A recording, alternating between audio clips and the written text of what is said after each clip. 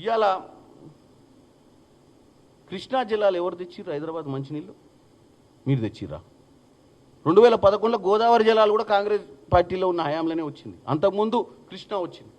హైదరాబాద్ నగరంలో మంచినీటి సమస్య పరిష్కారం కూడా మీరు చేయలే.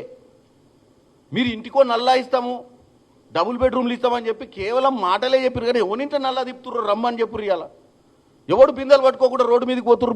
మీరు 10 ఏళ్లలో ఇన్ఫ్రాస్ట్రక్చర్కి 8 లక్షల కోట్లు పెట్టిరు కదా. ఇంటికి నల్లా రాలే, ఎవరికి డబుల్ బెడ్రూమ్ రాలే.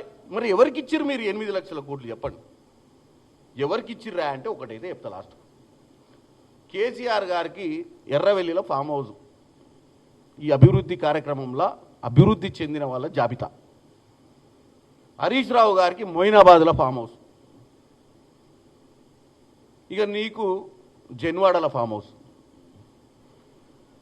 ఇక మీ ఇంట్లో కవిత గారికి శంకర్పల్లిలో ఫామ్ హౌస్.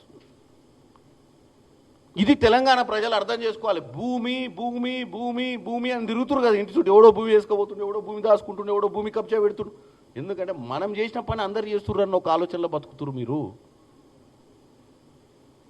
నీళ్లు నిధులు నియామకాల నినాదం తెలంగాణ ప్రజలకు ముళ్ళు గుచ్చుకుంటే పంటితోటి తీసే కేసీఆర్ ఎవడికి ఫామ్ హౌజులు రాలే. తెలంగాణ ప్రజలకు ఉన్న ఇల్లులు అమ్ముకుర్రు పిల్లల చదువుల కోసం.